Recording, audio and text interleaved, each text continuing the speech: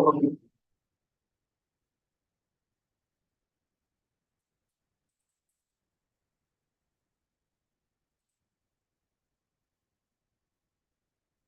there.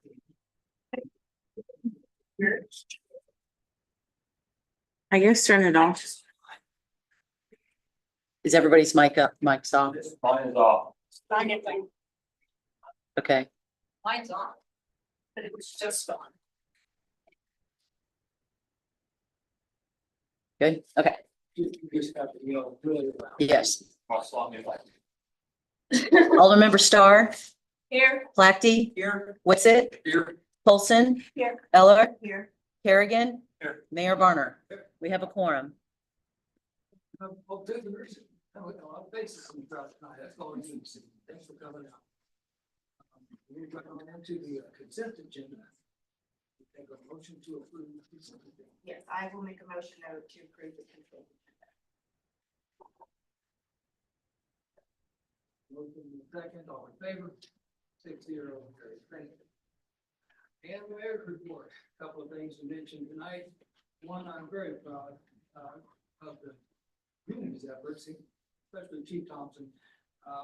Odessa has been designated as a Blue Shield community. This is a big deal. It should be treated like a big deal. Congratulations.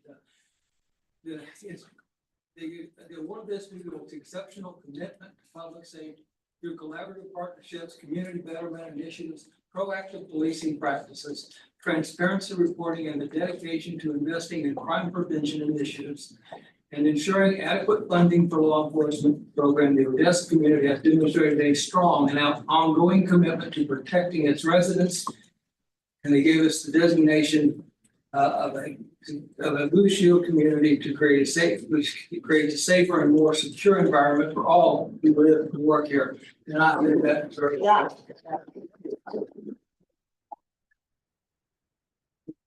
We all need to be proud of our city administrator, who was named the top 100 influencer among lots of candidates. For that, as from the engaging local government leaders group, and she was named as one of the top 100 influencers in local government. The recognition honors individuals who make a difference in their communities and the larger local government network, and who demonstrate the ELGL values of joy, creativity, connection, dependability, and equity through their work and public activities. And if anyone knows anything about Sean Davis, that rings true for her. So congratulations, Sean. That's my report. We'll move on to the Alderman reports, and then we'll like the Alderman Kerrigan. Alderman Woman Paulson. Alderman Eller. You said it all, so. Alderman Starr. Very good. All right. We will move on to the city administrator report. Tom.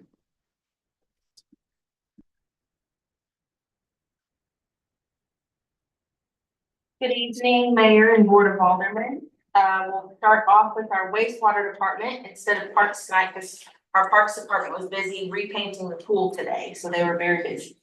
Moving on to the wastewater department, normal operations. They've had a couple sewer calls over the past week or two, so they were able to use the new camera that they got with the CIP, and they were very pleased with the product. So. We also have a little insight on the ARPA projects from Cat Excavations. It looks like they're targeting for a July start time for the sewer project. So we're still in limbo waiting for the railroad permitting to come back. So we'll hear more as soon as we get the geotechnical report completed. The wastewater department is continuing to process solids and then working on gathering multiple quotes for that Northwest wastewater plant pump station. So we'll know more as soon as we get those quotes back on that.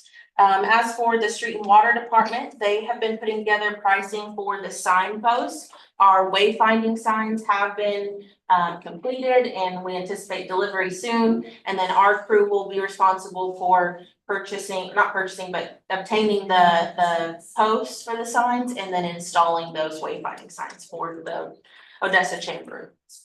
And then we'll be moving forward with the concrete work at Railroad Park for those 2 benches. And then we also moved the 4-way potting plants down to Railroad Park. So we're gonna move forward with some concrete for that, just to make sure that those will last longer. The street department is getting ready to prepare for the street plan for 2025. So they're prepping the chip and seal projects. There is one area on Kirkpatrick and Ozark Short Line meet that is we initially intended to chip and seal that, but due to the condition, based on a couple different things, we are gonna have to move forward with paving for that. So that might change a little bit of what the 2025 plan looks like, but we'll come to you once we have that finalized. And then we will be moving forward with paving Broken Dollar and Hereford Court. We're just waiting on some curb work to begin before we get started on that. The department's been doing a lot of street sweeping. And they plan to help Kyle, our building maintenance, with some downtown weed abatement and cleaning that up before the upcoming holiday. And the pool will be filled next week, so the water department always helps with that project as well. Moving on to the police department, we have, as you guys saw on the agenda, that we have the Ring Central contract for your approval. So dependent on that approval, we'll be working on implementation of that new product for us. That's for all phones, office phones citywide for all staff. And then it is Police Recognition Week this week, so you'll see some social media content regarding that and just in appreciation for all of our officers in our department.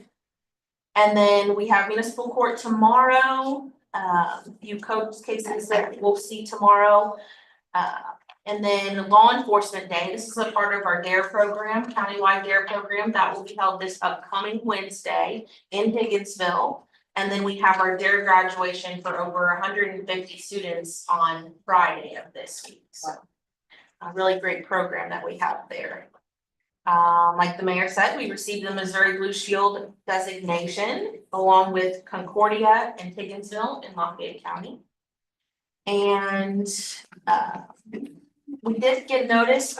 I mentioned to you previously that some of our grants that we had already received were temporarily frozen. We have been told that those are unfrozen, so we'll be receiving those grant dollars as soon as possible. And then if you were around Friday, you might have noticed some storm siren testing that was conducted. So we're just trying to figure out if there is a siren that is out of order or anything like that.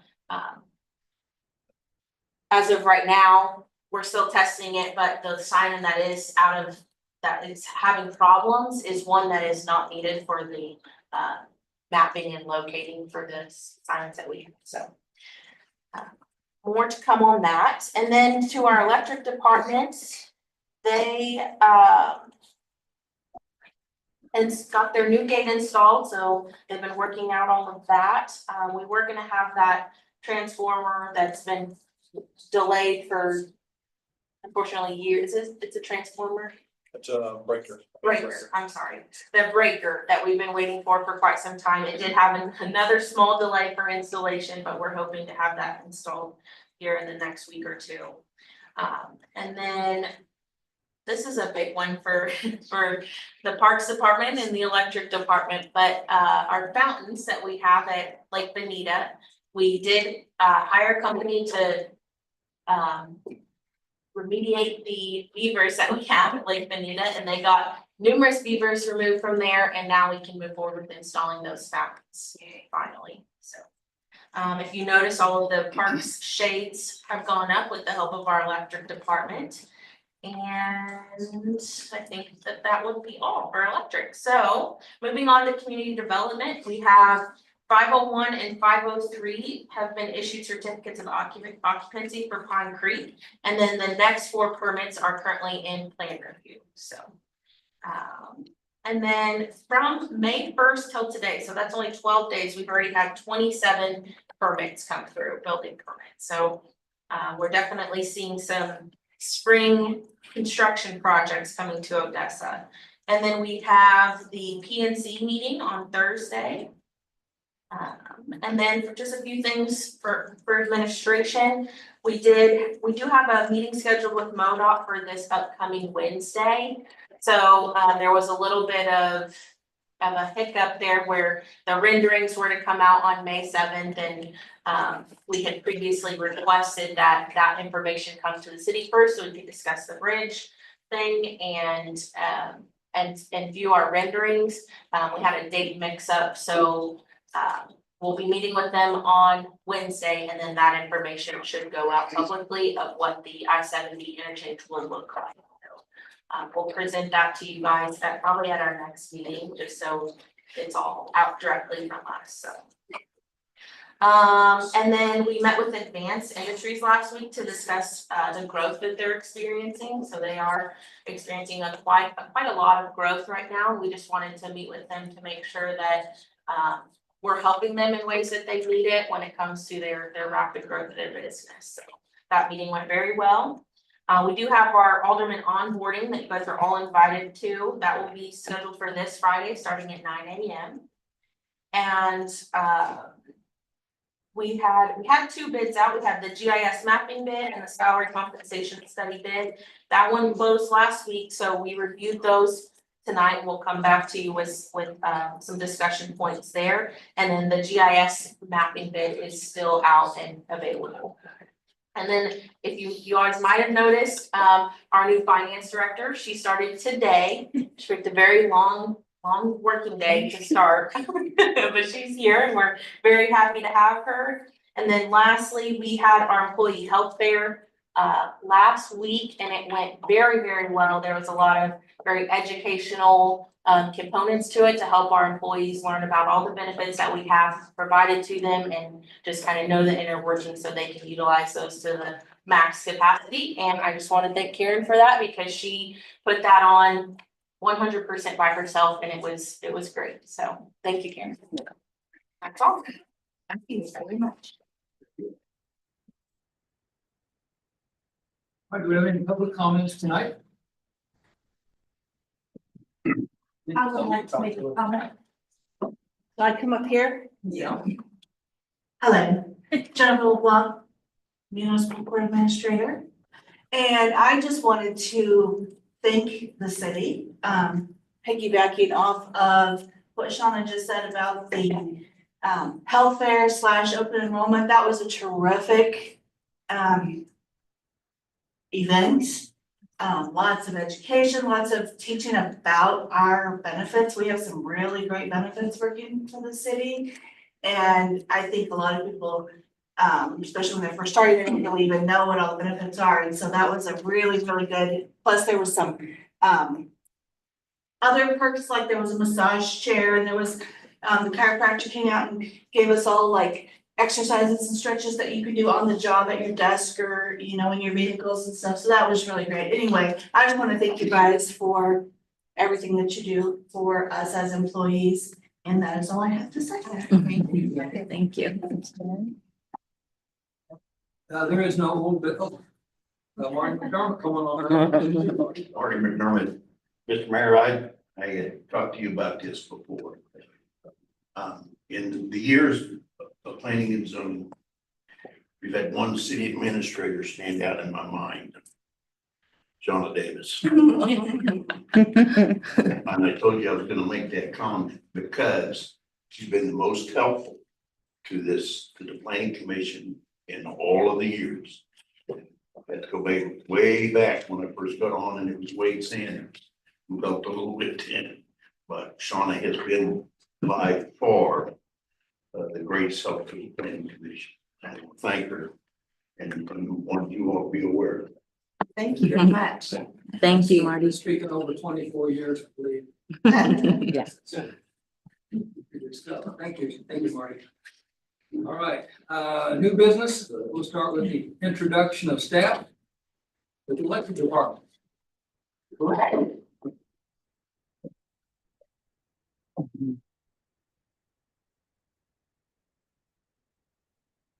Thank you, Mayor, Board Alderman. This really is um, a pleasure to introduce two additional staff to the electric department and City of Odessa. I'll be calling up Riley Benesteel and Bowden Pillars. Start with Riley first. Riley's been with us for about a month, almost a month now.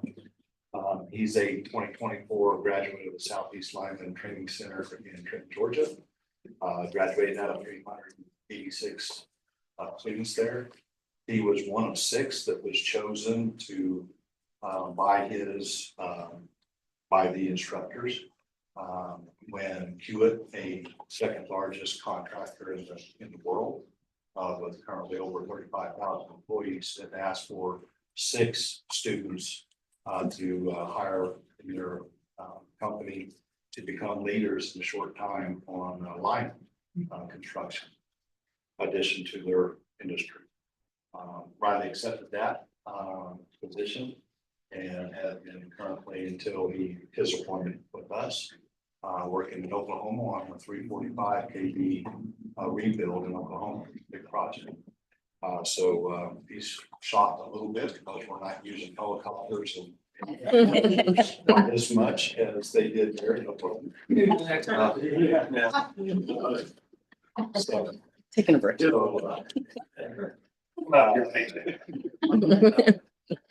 So Riley is he's enrolled in the NQA apprenticeship the first year, which is a little challenging. He's got to crunch 4 or 5 months in 25 weeks. So he's been doing really well. Third month now, third weeks. So he's doing really well. And we're really happy to have him. Bowden Pillars graduated in this a year to the day almost in 2023 at SLTC, out of a class of about 300. And he was offered immediately a job at Scobie Construction, where he worked there until his coming to Odessa. And that time, they had started him in QA apprenticeship. So he both comes to us as a second year. No training necessary. He's ready to go. Also in that time, Bowden had worked a lot of the storms, a lot of the hurricanes. Matter of fact, all of the major hurricanes, Beryl, Francine, Debbie, Melvin, even and some severe storms in Nebraska, Texas, and Virginia. So although it's a second year, he comes with about 2 years of experience in his first year. And so both of them hit the ground running. In my time here, Odessa, just in my short time, we hired 4 former students of SLTC. Got to know the instructors, some of them very well.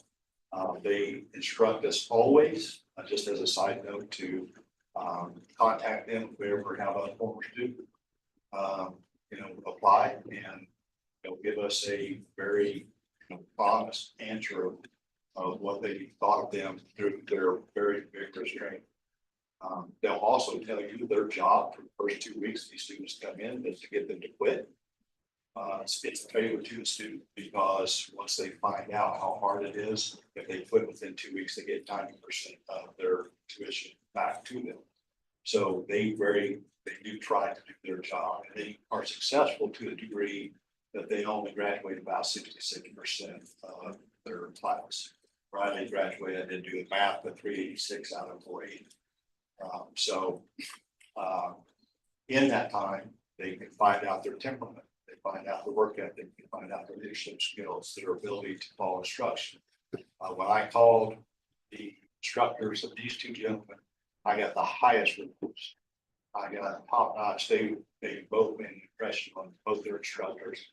Bowden's instructor had him a year ahead out of all the 1,200 students that come through there in a year or more, and he remembered him right off the bat. And both of them had the highest reviews. So Everyone that's getting to know them, I could probably speak for them. I feel like I could speak for my department. We're very happy, very excited to have these young, working with this and being residents, but that's. Right. Good. Very good.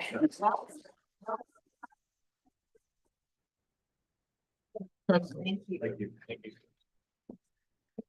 I need to speak to all. All right, next up is the special event permit.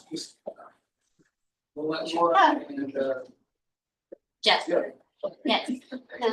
yeah, blah, Says he's coming, he's going to take over this role. Oh, you for should next think year. good now. So you will be seeing him again next year. But we're presenting this year's street closure plan. It's the exact same as it's been the last couple of years.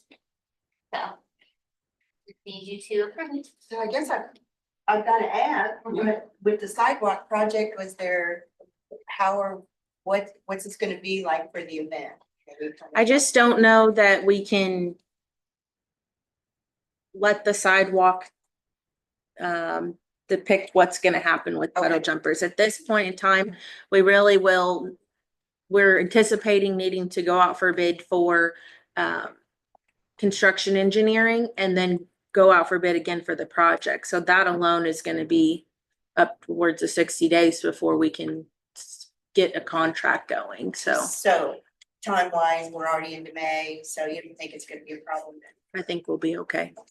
And even if it is, we've already had conversations. Or Plan B or something? Well, no, I mean, it's just a matter of, we will adapt puddle jumpers to whatever situation concerns, so. Yeah, we may not. Yeah, it looks the same as last year, there's no changes that I saw. Oh, The dates.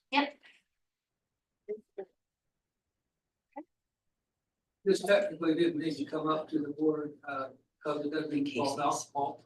But Sean and Cleary, they determined because of the gravity of the situation, sidewalks, that we need to have this discussion. Yeah. I do want to point out though, the street closure looks like it's going down to Orchard this year, so then it goes beyond Casey's gas station. It always has. It has? Yeah, they've always got a sign down there. Yeah, it's just not Oh. open to through traffic, so you can get to Okay. Casey's, but it's just, it's always been. there. Okay. All right. Okay, I'll take a motion to approve the special event permit. Question real quick. Go ahead. I know last year we had special consideration for Sunday morning church. Uh, Right there, we still doing a similar Exact thing, trying to same clear it out so they can go. now the rides, there might be a couple of rides, that'll be parked along the street. And it just depends, I don't anticipate there being any issue with the church. Anyone else? I'll make a motion. No? Can you make a motion? I'll make a motion that we approve the special event permit for Puddle Jumpers Day street closures. Yeah, motion and a second, all in favor? 6-0, motion approved.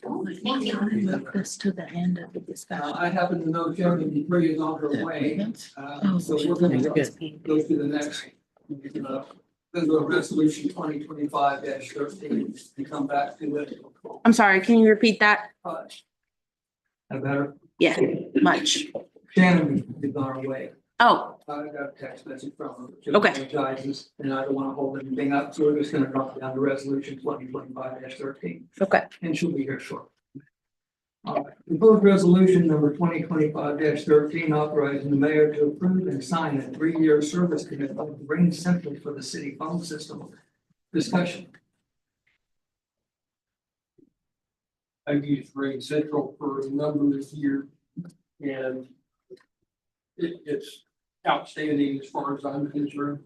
Only thing I will say is that the learning curve for learning the settings and different features of it will be much longer than you will anticipate. It's taken me 12 years that I'm still. It's very good and you can do anything you would ever imagine that you can do. Okay. Any other? It looks like it's saving us a little bit of money too. Mhm, Just mhm. a small amount, under $200 a month. So I think, yeah, it comes out to 6,000. Yes. So that's a win-win then. And this is going in, right away, or is this something that's gonna be a while? 45 to 60 day Okay. implementation. So if it's approved tonight, I mean, I would expect things to be switched over within the rest of the day. So he just said the training was difficult, so is there a training period? I mean, will it be a problem with this switch over? Yep. What's your? We're currently on a platform, Nightel, which is was purchased by Ring Central. We believe it'll be a similar Okay, platform, web-based platform. And there'll be some onboarding with administrators, and then it's kind of like train the trainer, train us, and then we go train our staff Okay. On how to use the new system. But for the customer, I mean, we like this one, so because for the customer, they're not gonna see the change. They can still call the phone numbers. They've always called them, they'll always get somebody. And that's why we liked moving with Ring Central, because they do partner with Michael on switching. very good. All right. Any further discussion? All right, then I take a motion to approve resolution 2025-13, Ring Central. I'll make a motion to approve resolution 2025-13. Second. We got a motion and a second, all in favor? 6-0, resolution passes. And we can now move to the recommendations and appointment of the Planning and Zoning Commission, the appointment of incoming Planning Commissioner Seth Howerton and Shannon McCree. I'm pleased that both of these people have accepted this. I can't think of two better people to serve on the planning and zoning. Marty and I kind of went over some stuff with them about what to accept, expectations, and to get it. They understand there's going to be a learning curve. They also understand that there's a lot of help that they can hold on to. Should they want to ask questions, there's plenty of Marty will help and others will help. I'll guide them. So Seth and Shannon both served on the police facility focus group, and I was so impressed with the way they asked questions, gave thorough thought. Their input was very valuable to that, and it's a great pleasure to recommend them their appointments to the planning and zoning board. Any discussion? Do you guys want to stand to be recognized? Yeah. Yes, please state Seth and Shannon, not Shannon, be ready, Seth.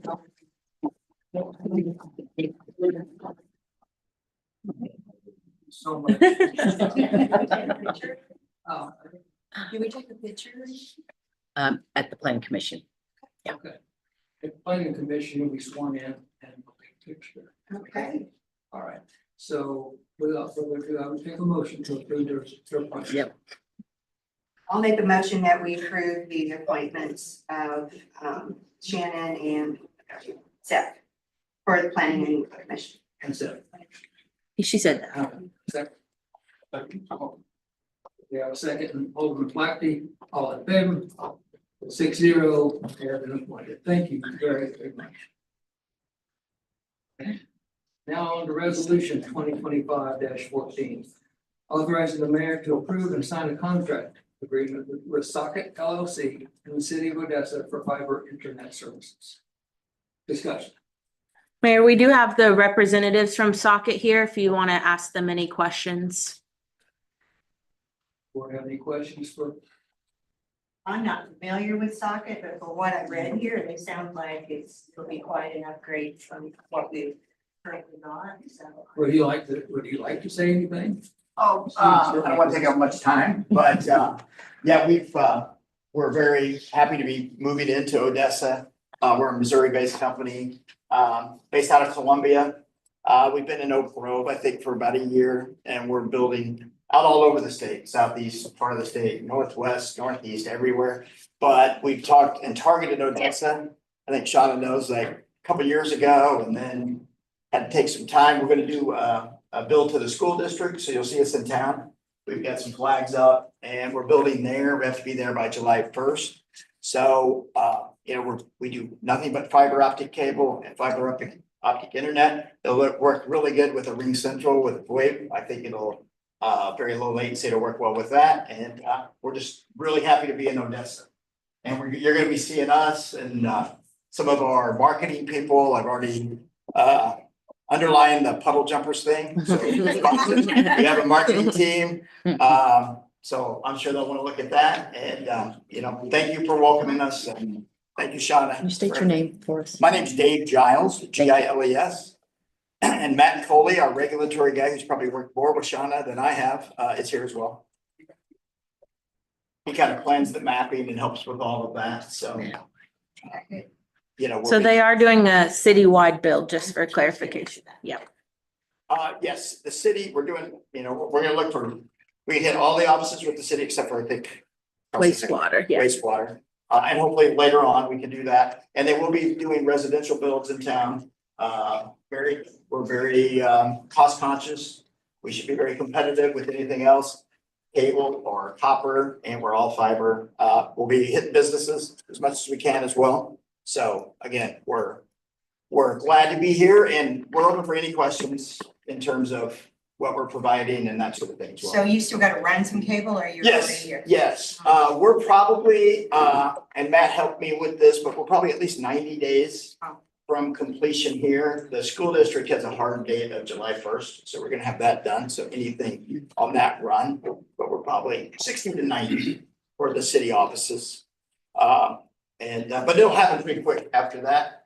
Our pricing is there's no taxes, no regulatory charges. We just, put in good solid fiber optic cable and grow with you guys. If you need more bandwidth, as everybody does anymore, we'll have more available and can just upgrade as needed. So we'll be digging again for easements and everything like we've done. So there'll be more of this. Yes, Socket's the fiber company that I've been referencing. I'm like, they're about to start, or they just got started. That's who's doing the construction right now. Yeah, they've already cut past mine. Yep. Okay. Mhm. Yeah, we have a cabinet that get my right over here. Yeah, that's outside. Yeah, that way. That's gonna serve from there, and you'll see some more of our poles and stuff going in. Again, Yep, they started down Main and I Mason, haven't seen it. Dryden. yeah, and we're, like I said, we're really happy to be here. We'll work as quickly as we can to cover as much of the town as we can and keep helping as you grow. Anything else? Make a motion to approve resolution 2025-14, socket fiber. I'll make a motion that we approve resolution 2025-14 socket fiber contract. Alderman Carey seconds. All in favor? 6-0. Resolution passed. All right. Next is the discussion of the plan and unit development ordinance. Yep. I'm gonna have Lindsay do a quick overview of the ordinance, and then we'll get into discussion about what improvements can be made. Yeah, so talking to Shauna, I wasn't at your last board of Aldermen meeting, but knowing that there were just some concerns and a couple of questions about the ordinance, we thought we would just kind of go through it and make sure that we're all on the same page. I'll also kind of point out a few places where maybe some edits if the board would desire that would be helpful. So I do want to start just by a few points to keep in mind as we're talking through this. I know it's a pretty big zoning change since the meeting. First, zoning codes change by city, so it's really dependent on city and what the governing body wants. I know we look at a lot of examples from different cities, and those are all great, helpful things, but it is really important, I think, to remember that zoning codes can be very flexible if you want them to be, they can be stricter if you want them to be. It's what the governing body wants. So as we keep that in mind, it really depends on what works for the city.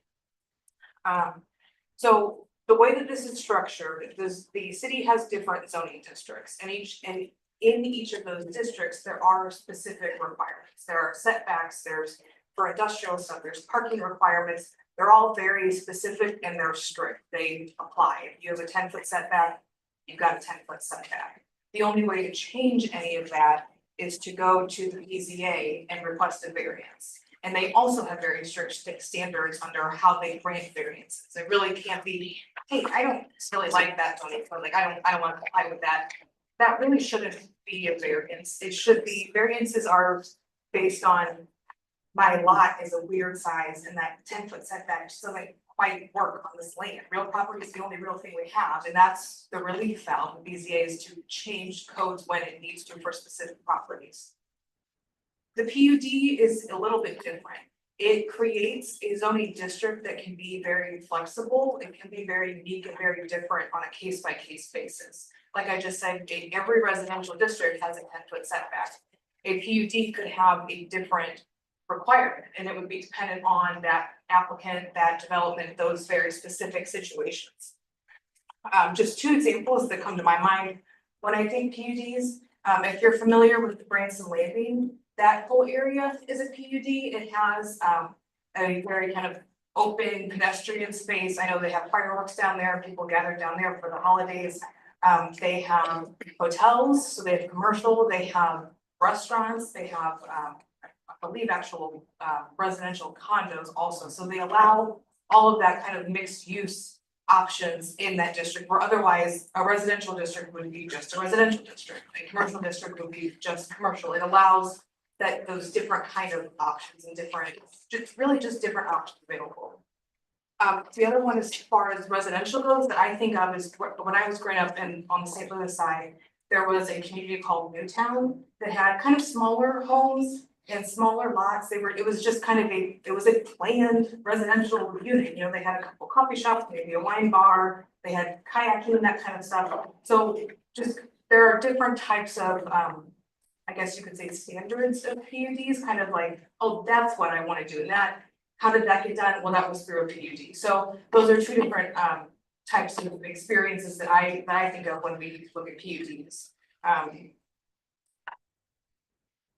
The other thing I want to keep in mind is that a PUD gives new options in the city code. It doesn't take away anything from the code. It doesn't, violate anything in the code. It is just a different option. It is just something else to add. A lot of communities in the area and in the Kansas City area have this, and it's just something else to add to it.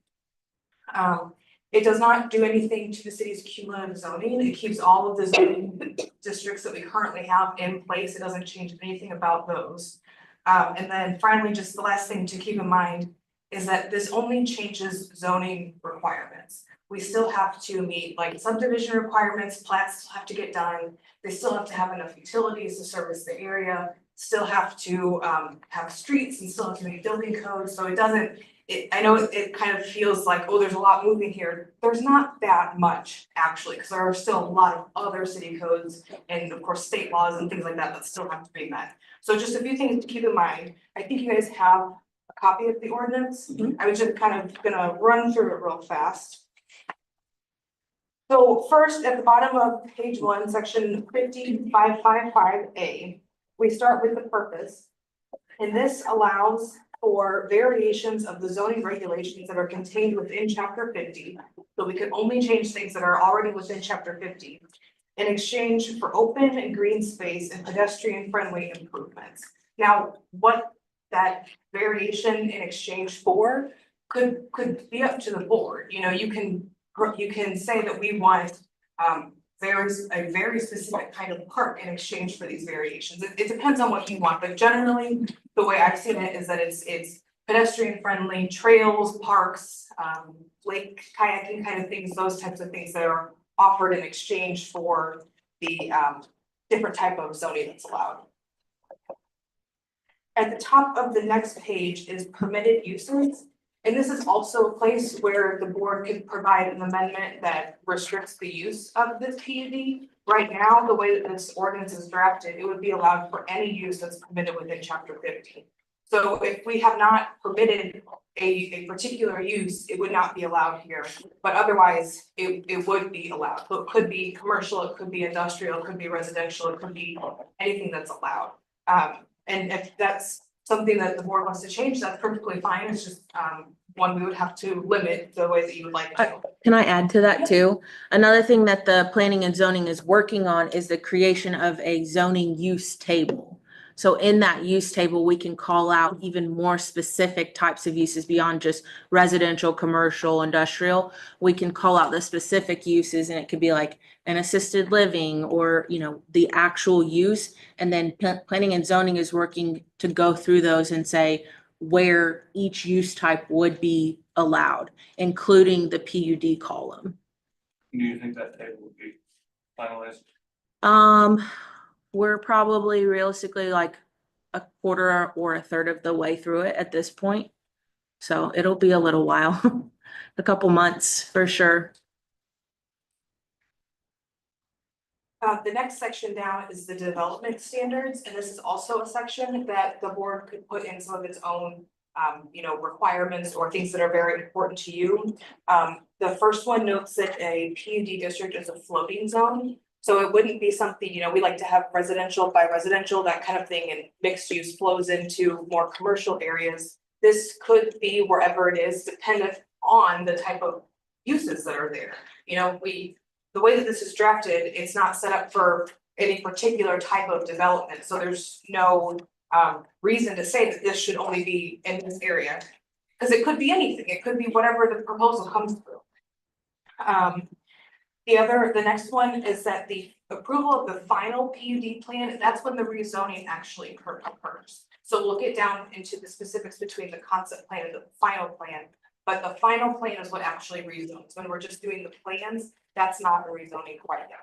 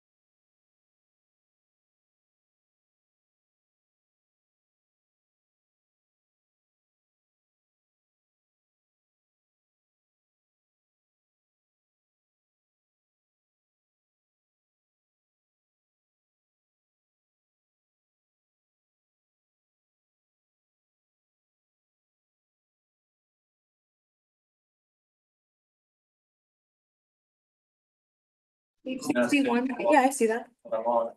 Yeah, so you're saying it's different from what they She had. has four numbers, I only have two on each. I have three. She has six, I only have two. She thought that the one. Oh, I'm sorry, we're under C development. Okay. So that's for that unified control there. Is what would require the developer to finish the development. I have questions. It says, parcels that are under single control of an entity. So can you explain what that is? Sure. Is it a developer, a single, Well, it single- would probably be a company that actually owns it, but that would be the developer who comes up with. So if somebody comes and says, I have these parcels that I want to develop, that's great, finish it before you start selling off pieces of it, that's what it is. 5 there is something, I'll recall the economic development policy that we went through about a year and a half ago or so. That gives us, when we worked on economic development incentives, some guidelines as to what the board wants or doesn't want. This number 5 here is something also that the board could adopt policies about PUDs. You could put it into this code, or you could adopt policies, and that could give the city some guidelines throughout, developer comes in and says, I want to do this. Oh, well, that's really, the board really isn't in favor of those kinds of things. This could be something that you could have a outside policy document, or it could be inside city code, either one, just an option.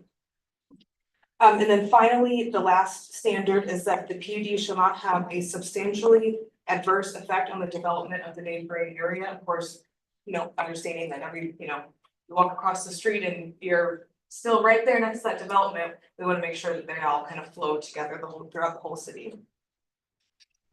And then D there at the bottom of page 2 also is where we would need to edit if the board did not want to have a particular kind of use, residential development or, I'm sorry, commercial or industrial.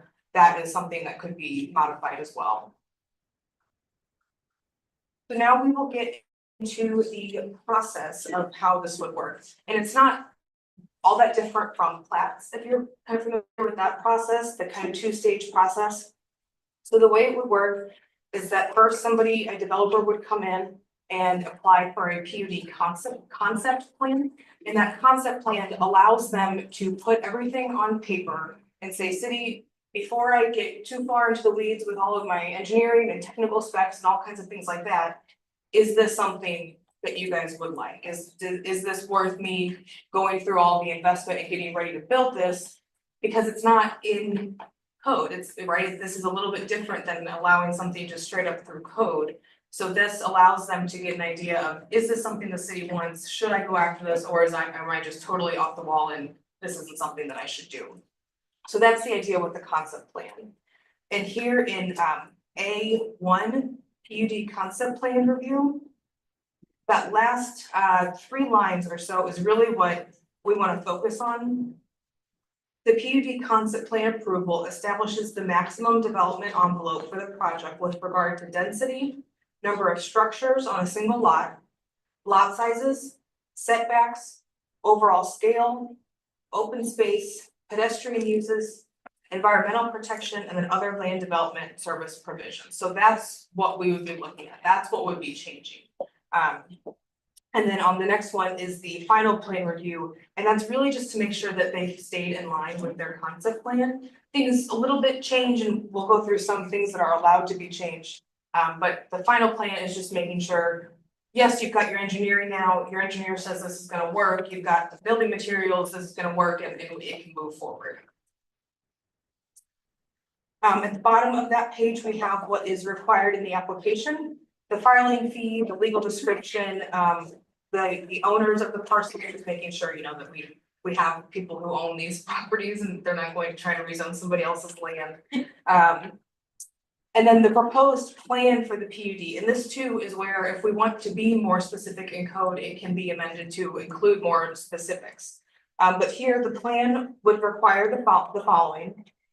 Really the site plan, the approximate location and designated uses of buildings and structures, as well as parking and green space, the proposed ingress and egress, the plans for the provision of utilities, landscaping and screening plans, if any, then the proposed timeline so that we know how long they think this will take them.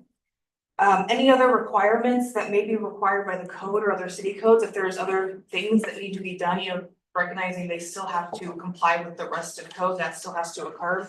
And then finally, any other information or plans the city may require. And this is really the catch-all, because as I've been saying, each plan can be very unique in a very case-by-case basis. So different plans, things might come up where we say, oh, actually, we need to know about that, where you didn't need to know about that one because that wasn't involved. So this is really just the catch-all that the city is able to say, we need to know about that before your plan can go forward. And that's really just dependent on each different plan and what's in them. So then the process on C, the PUD concept plan, we will have a pre-application conference, which is really just a time for city staff and the developer to get together and understand and work through this whole thing so that they know what's going on. And then after the PUD is filed, the community development coordinator will review the application and make sure it's compliant with this code and with other city codes. And after that's been verified, then it will go to Planning and Zoning Commission. Planning and Zoning Commission will review the application and have their own public hearing. At the end of that public hearing, the Planning and Zoning Commission shall make either a recommendation to approve, to deny, or approve with modifications. Or I'm sorry, with conditions. And that is pretty standard for planning and zoning items, that we have those 3 options. And then after the Planning and Zoning Commission reviews, then the Board of Aldermen will have their own meeting, their own review, and also be able to approve, deny, or approve with conditions. At the bottom of page 5, for PUD concept plan review criteria, this is what each board and commission will be reviewing to make sure that this is this is a PUD that we want. And this is to a place where we can include more specifics. One, generally that it's an improvement over what could have been for strict application of the zoning codes. The idea is to not get around other codes that we already have in place. It's to say, hey, this is really unique and this is something that we want in Odessa, and it doesn't really meet that, but it would otherwise meet our code, and this is what this is how we get it done. The PUD has to be in conformance with this ordinance and all other ordinances, that utility services are adequate. Again, that the development is consistent with the planning goals and objectives of the city. That can be through planning documents, through policy documents, just overall plans for the city and what's coming next. And then finally, that the PUD concept plan is consistent with good general planning practices, and that the development will promote the general welfare of the city. And that's really where the Board of Aldermen has the most review and power, is to decide what is good for the public health, welfare, and safety of the city. That's what your job is, and that would be that last one here on that PUD review criteria to decide.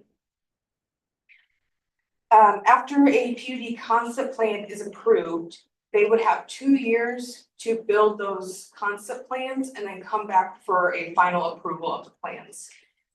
This just means we're going to, it's a 2-stage thing, and you need to complete 1 stage and then get to the next one pretty quickly so that we can keep all of these on track. And so we don't have somebody bringing up a PUD concept plan from 5 years ago and, oh, this doesn't work for the city anymore, this just doesn't work.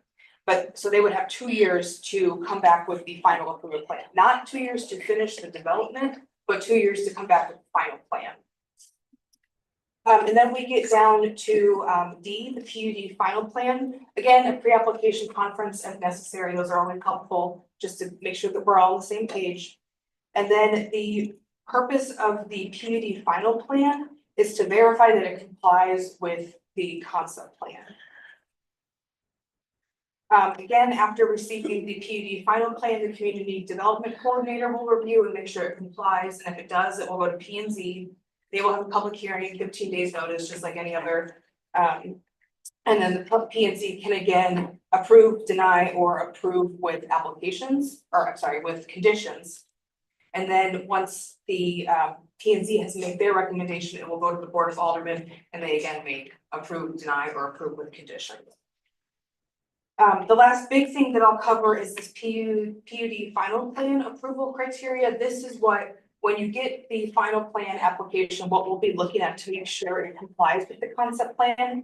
So an increase of 10% or more in density or intensity, which means you told us you were going to build this size building. It can increase a little bit, right? Things happen, but it can't expand into double of what it was. You gave us a plan and that's what we approved. A change in the mix of housing types or the amount of land devoted to non-residential uses. Again, you told us that we would have this much housing, this much non-commercial space, and we want that. The reduction in the amount of open space is a big one, because what we're doing in exchange here is to vary some codes to allow for more open space and green space, and that's what we really want out of this. And so that reduction would be a problem as well. Any change to the vehicular system that is a problem, like with streets or parking, things like that would be a problem. Any change within 50 feet of a residential district, any change determined Does that mean any change outside of 50 feet is okay? No, not necessarily.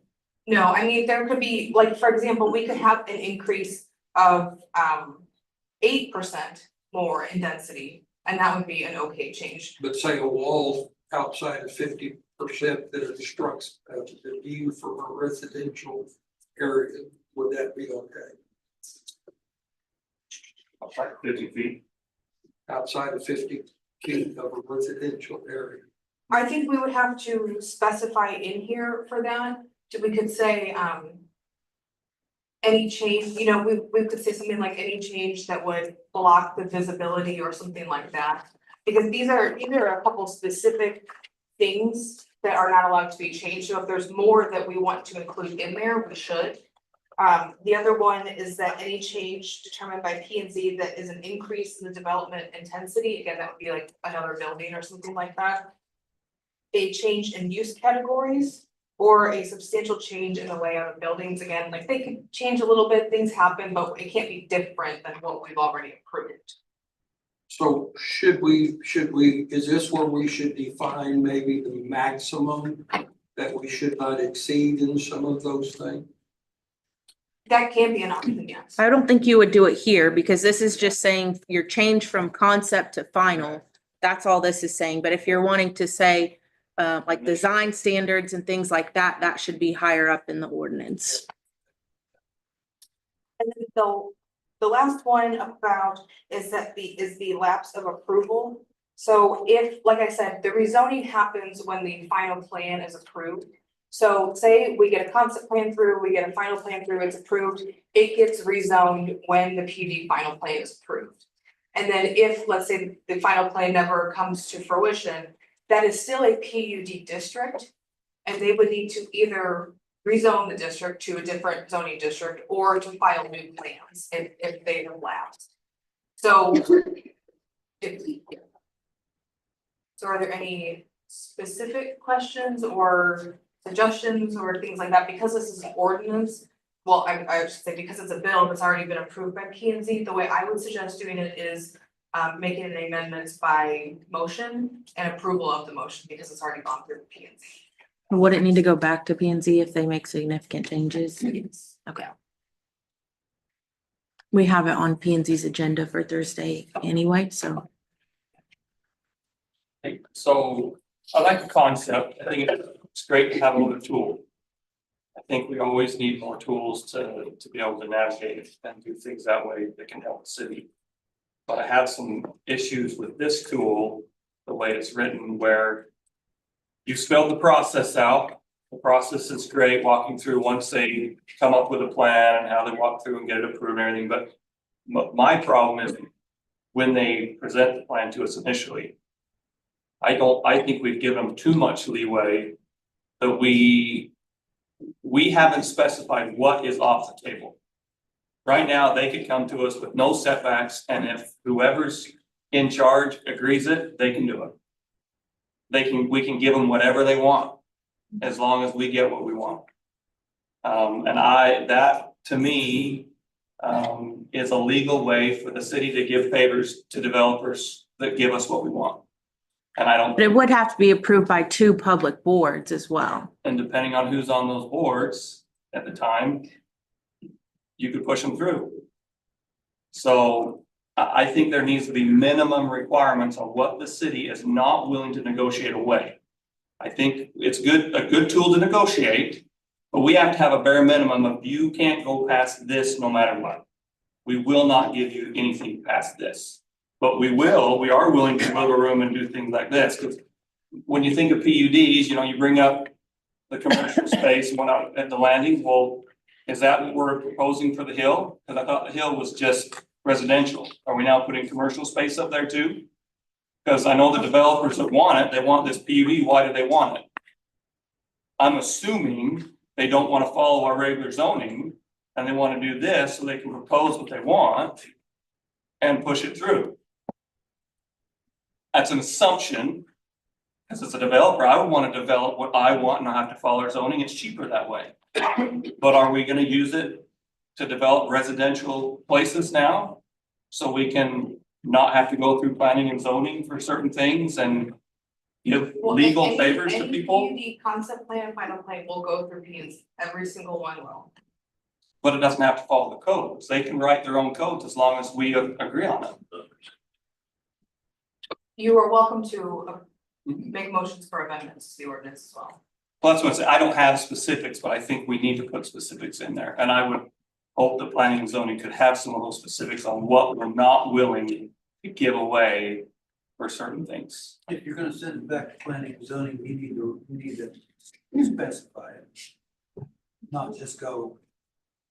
I think anybody can do whatever they want to satisfy whoever they want. you need specifics. If you don't, if you don't Okay. like something, then you need to name it. Okay, so do I need to go get a degree in planning and zoning now? As a practical matter, for Shauna's purpose.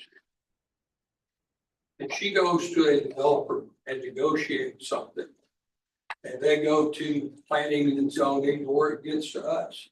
And we say, no, we don't like it. She's lost credibility for the next negotiation.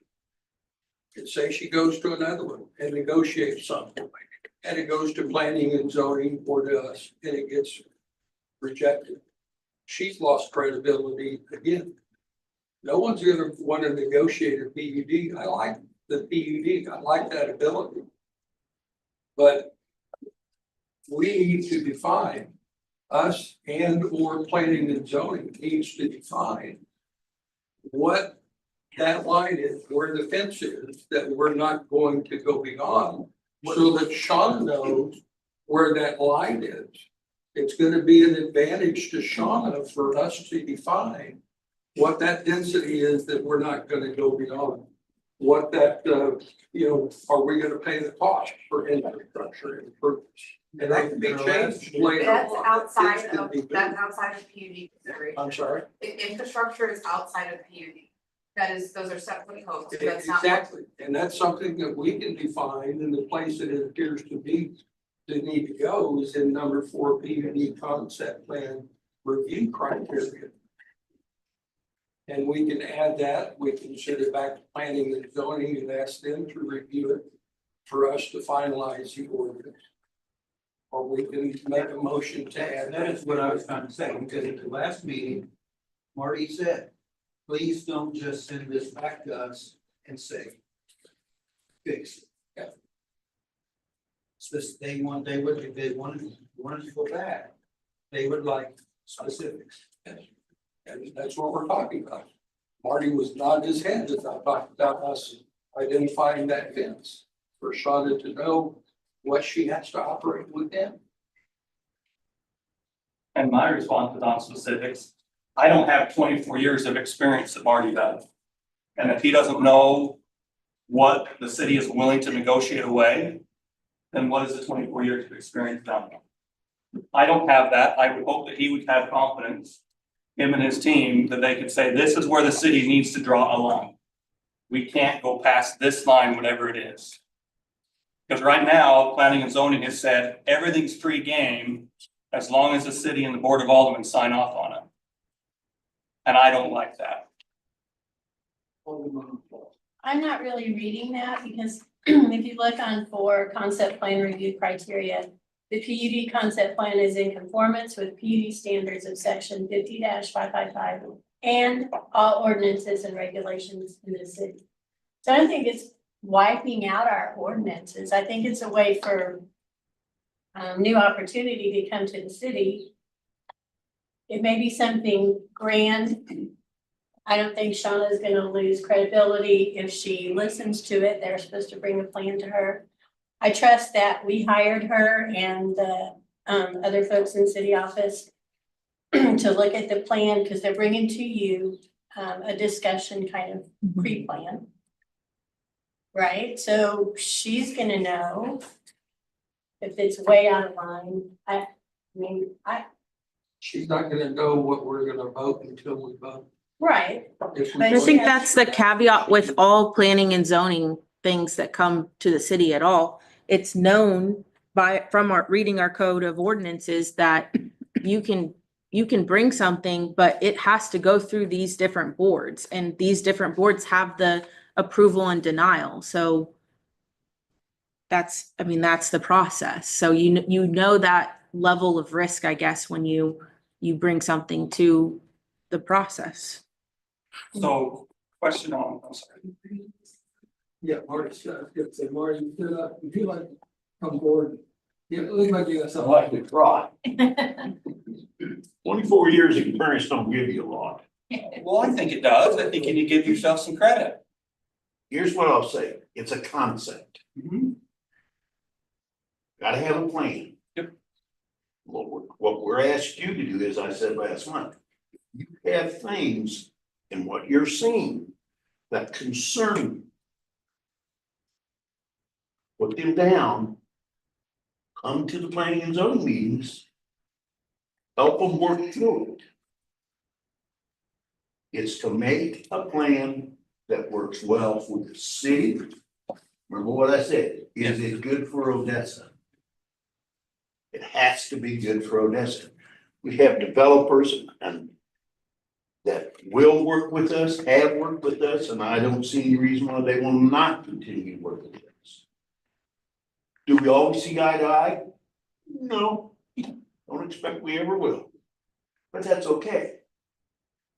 In the plan, the concept plan that has to be submitted, it's like a fishnet. Can you get through all the little holes? If you can't, maybe your plan's gonna work. If you can't, there's some things you need to fix. And that's what the concept plan is gonna help us do, is find those things. Something came up last month about the minimum number of acres. I like that. You consider putting a mom and pop store and apartments above on 2 acres? Or should that go on 10 acres? See what I'm saying?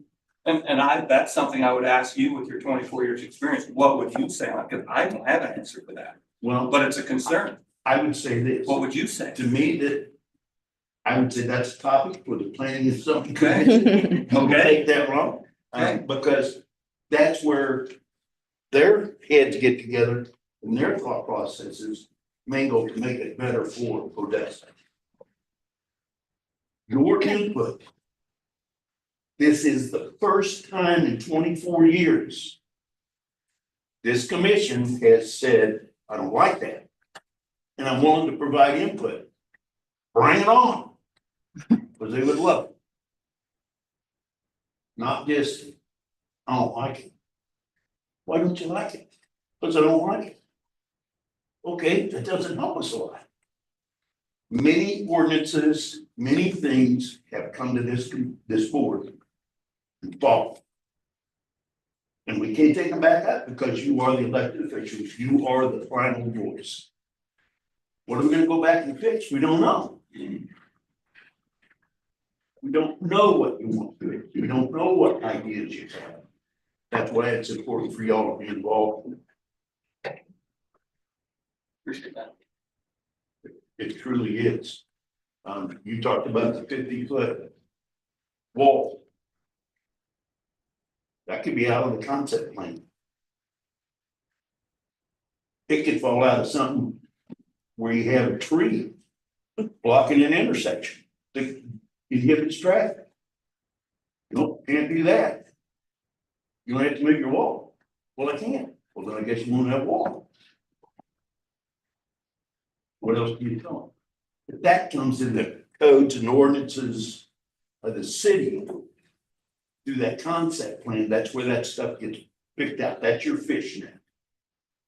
That's sending that stuff out. So by the time it actually comes to the planning commission, they've done a lot of work getting that stuff filtered out for us. And I have a great deal of respect for the folks who sit on that commission and the members who are newly appointed. I think they're going to do a great job because they question, is it good for Odessa? Is it right? It may be a great concept, just not there. Have you thought about over here? Well, I don't know that. Well, they don't have to approve it because of where it's at. Concept, it's a good plan. Just not a good fit. We don't have the sewers, we don't have the water, we don't have all the stuff you want to support that. You're gonna put it in for us? Okay, so on that, I guess what I'm failing to see, and I hope you can help me understand better, is you talked about the fishnet of the zoning codes. Well, in the beginning of this, they're coming to us because they don't want to follow the zoning codes. They want variances of them. So the zoning codes aren't holding them to anything. A PUD is its own zone. Correct, and we've set no codes guarding what the PUD, the minimum requirements. That's what this ordinance is attempting to do. Is set those parameters for that zone. So if you have parameters. Okay. Concepts that you want in that zone, this is the time to Okay. get that started. Okay. It does not mean we did this in May of 2025. It doesn't mean in August of 2025, we can't come back and improve it. No, it's I've always looked at the documents as living documents. We need to fix that, there's a problem. So we fix it. Okay, if you don't like our fix, that's where you all can say, well, your fix, I don't like it. Okay, why? Tell us how to fix that. Tell us what makes you comfortable to fix that. Don't say, I don't like it. There are a lot of things I don't like, but I can't do anything about it either. It's true. Well, what I don't like is we don't have a minimum requirement of where to start, and the specifics on that, I don't know, but I'm willing to try to come to your meetings. I'm trying to learn from you and figure out what specifics we should be looking at. Some can be trivial, but I would hope your experience would say, these are things that we consistently run into problems with, that we need to try to put Not into. opposed to doing that. Just understand this. This is my last planning and zoning meeting. Okay, I've been replaced and it's okay. Well, thank you. The mayor knows that I've offered to stay and help in whatever way I can. So that these people don't feel like they've been thrown to the wolves or the lions or anybody else. Because I want it to be good for Odessa. Yeah, I do too. Mr. Mayor, anybody else have any? No, I have no problem with this at all. Colin, I wanted to add to, at the last meeting, when this was brought up, I mentioned the intent behind not having like, you can come back to 3-foot setbacks or 2-foot setbacks or 0. The intent behind that was we were afraid if we put 0 or 2 or 3, that every application would come to us with the bare minimum, as opposed to what you need for your development project. That was the mindset behind it. But again, if whatever the direction of this board is the direction we'll steer. I understand that, and I can appreciate that approach. But if the bare minimum, what they need is past our bare minimum, then they've wasted their time already. So do we have a bare minimum on setbacks? Or are we willing to go 0? That's a question I would have for the city, is for that specific thing. Because if we don't put the bare minimum in there, that means we're willing to negotiate to 0. Mm-hmm. Are we willing to negotiate to 0? Because that's what it says. It does not give minimums, because like Shawna said, there's a concern that that minimum would be requested. What we're asking instead is bring us your plan. What is your plan? Concept. Agreed, but according to the written law, we could legally negotiate it away. We could if we wanted. Yes, and if you don't want That's what to, it's and saying. if you don't want to, you need an amendment to put into the ordinance. And that's what I'm asking. That's one specific thing that I don't know the answer to. But the way this is written, the city is sending the message, we're willing to negotiate if the price is right for 0 setback. I disagree with that. I don't think that's true at all. I don't. You wanna make a motion to amend and see if it passes? I don't. I think we need to table it and try to work on some specifics. I don't wanna vote Like on the what? law. Like That's one of them. Specific thing That's that you one of want them. them to change. And I Are just you- said I'll try to attend. Are you requesting that the Board of Aldermen make changes or that planning and zoning make changes? I would like to meet with the planning and zoning and find out more of the concerns that we should be looking at instead of just leaving it wide open. I don't know of a lot of them. I know Bruce has brought up some. I brought up the one. I don't know what else we should be looking at. Well, if you don't know, Colin, then what are they gonna change? Hey, then I'm just gonna vote no then. Okay. That's what I said. They asked at the last meeting.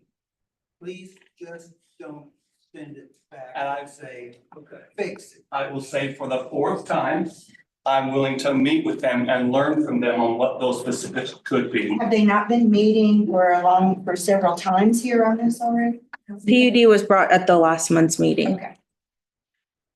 This is kind of a, you don't normally do this, but Steve Bailey is such an important part of this community. I saw his hand asking if he could make some comments, and I'd like to invite Steve up. This is usually public comments, but let's keep it short, so Steve, go ahead. How are you? Good. Good. I don't know how this really got to a PUD. I never asked for a PUD. Right now, there's 25 single-family lots that are final platted. There's 21 villa/multifamily lots that are developed and are final platted.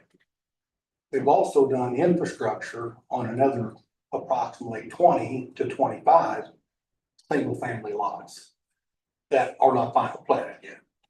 So I didn't know your all's setbacks, 7 foot, 10 foot, 15 foot. I didn't have a clue. So I wrote a set of restrictions. And I think they're a very nice set of restrictions. And Shauna, I don't know if you all have a copy of them or not.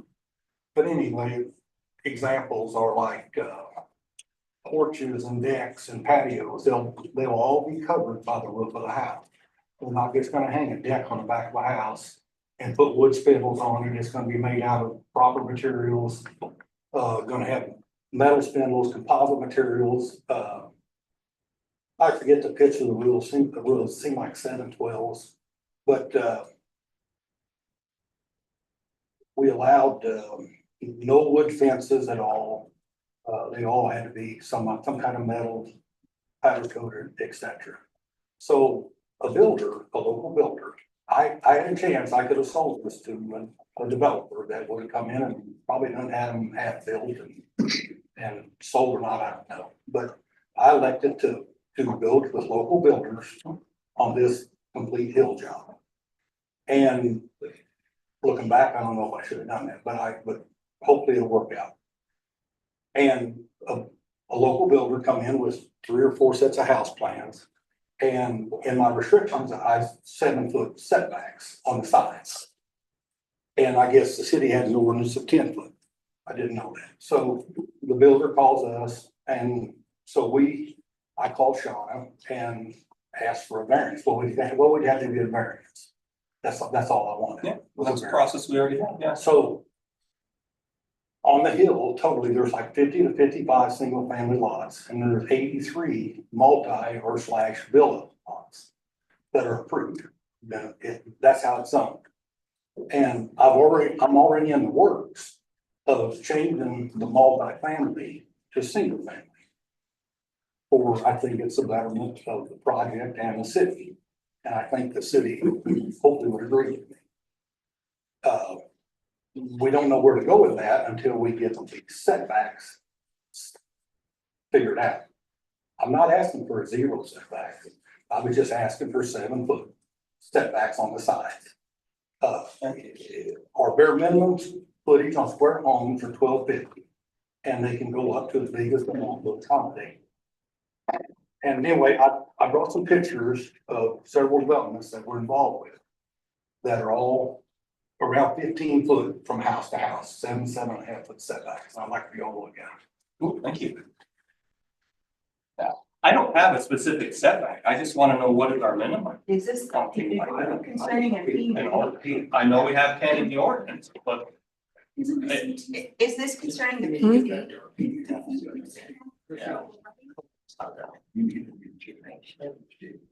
I don't know what it is.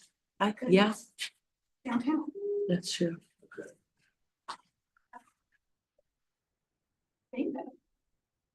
Thank you, Steve, appreciate that. But I never asked for the hill to be put in a PUD, and I'm not exactly sure what I want in a PUD.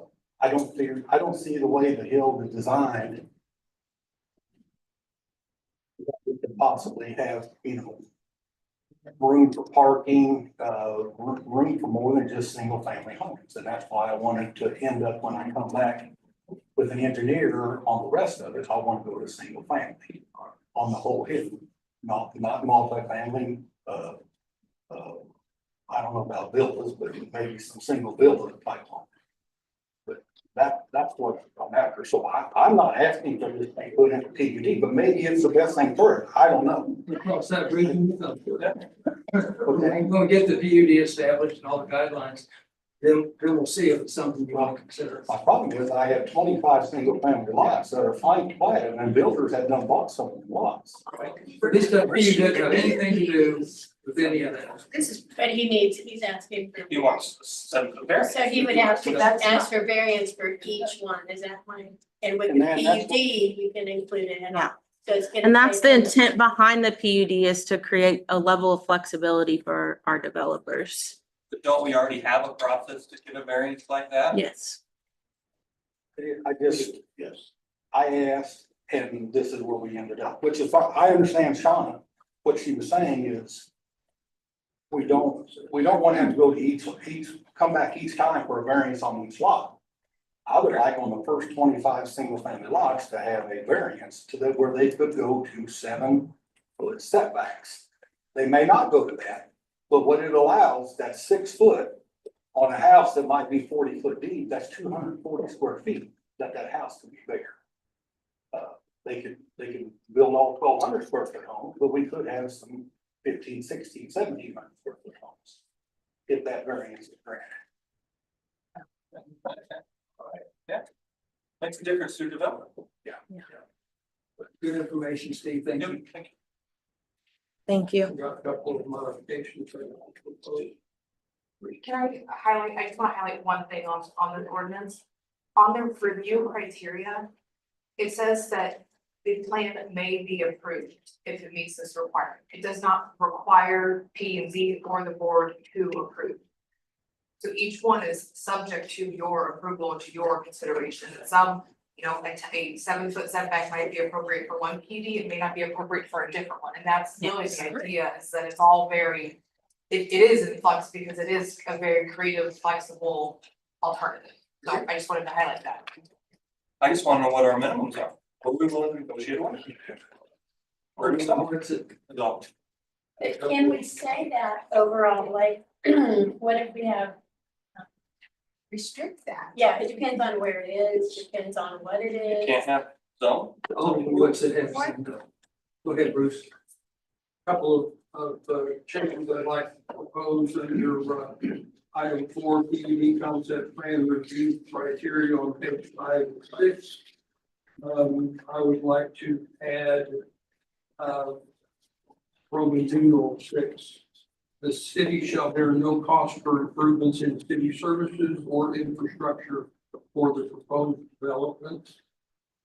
And on number 7, density shall not exceed for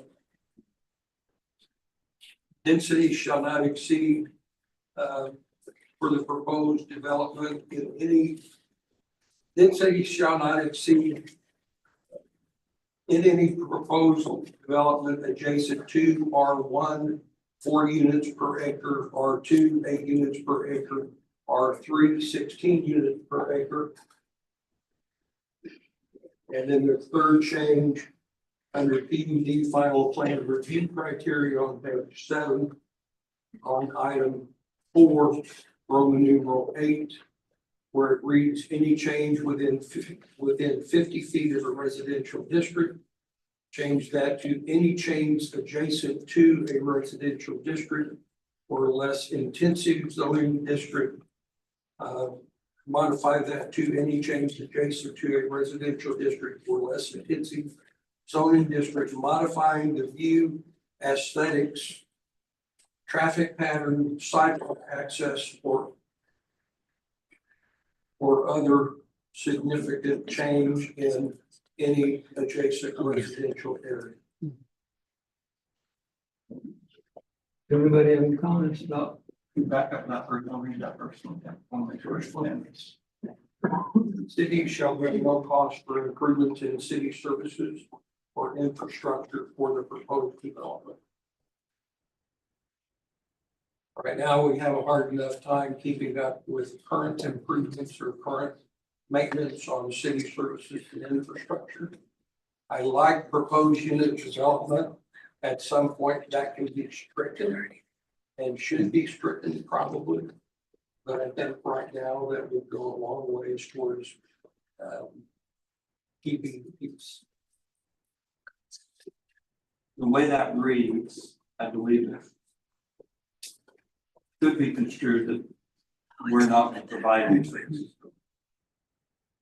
Because we're not this. Do that again? Shall bear no cost for improvements in city services.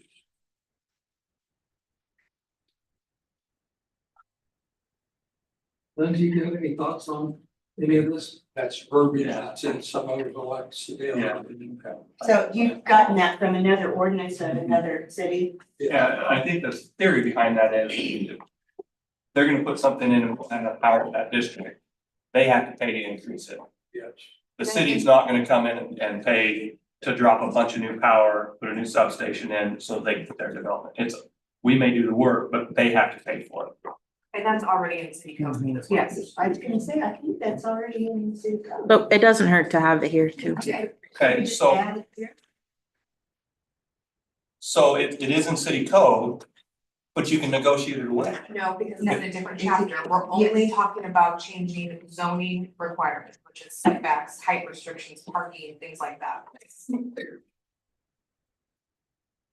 It also mentioned, reminded us that some of there are 10-foot setbacks in the residential districts. There's very different and sometimes no setbacks in some of the commercial and industrial districts. Yeah. So if we're able to go back to 0 or no in already existing zoning, then it should be applicable here, or else this is not useful to any commercial plus parcels, If it's basically. already in code, is it harmful to duplicate it? No, I think Sean said that one, that we can replicate it. That's fine. Yeah, for what you were saying, yes, but what she was referring to is that we do allow for very minimal setbacks already within our existing zoning. As far as the infrastructure cost, the other ordinances, for example, Sedalia adds a sentence there that the contractor may pay for that. Pay for the utility upgrades, or The additional infrastructure cost. I think we can put that in there pretty easily since it's already in our, You're saying that's already in a separate code? Yeah. Yes. Okay. Bruce, could you send me those comments and then we can present those to planning and zoning on Thursday too for their discussion? Thank you. I like that you have specific things that you want to put in there rather than just saying that, you want planning and zoning to recreate the wheel, so. I'm good with those opinions if that's, but we already have those in code, so. Yeah. We have things in place to not just let anything happen in the city. This is just a concept that these developers are gonna bring that, get reviewed, so I don't see the threat of just letting that willy-nilly go. But if you want to make those 3 changes and bring it back, that's fine. I'll send it to Sean, and then I guess the plan is to go to planning and zoning and let them review. There in those other ordinances that we talked about at the last meeting, there were other things that kind of commented on, like the size. Some of them said has to be 2 acres or larger. One of them I think was 20 acres. One of them I think was really huge, like 100 acres. That doesn't apply, I guess I wouldn't really. Yeah. It just depends on what you As want long to as do. you're not too restrictive on what you want your concept plan to be. I think the only thing that the minimum acre requirements would, in my perspective, the only thing that it would really prohibit the PUD from being used for is the downtown area. And I know that some members of planning and zoning have have requested and discussed moving towards some type of downtown overlay anyway, that would put a different set of zoning requirements in our downtown. Because you can do some very creative things in downtown with a PUD, but if we eliminate that and then work towards a downtown overlay, I think that that would be wise. I agree. Is there general consensus on that, Bruce's amendments? Alderman, was he the third restriction? I didn't have that one. I'm sorry. You had a third option? I didn't have that language. The third one I kind of stumbled through was that about the 50 feet. Yeah. Any change adjacent to a residential district that modifies the view aesthetics of significant traffic patterns, sidewalk access, or other significant changes to any adjacent residential area. Okay.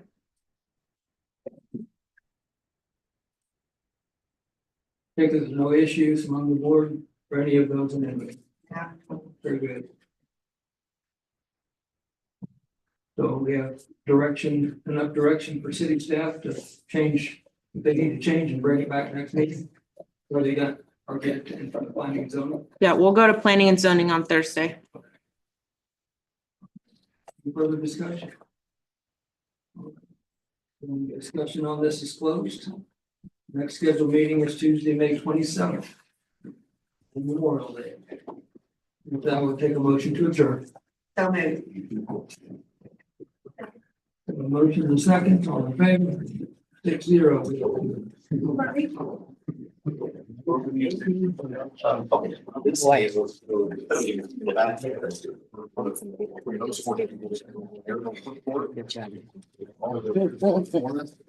No, I gotta turn it up.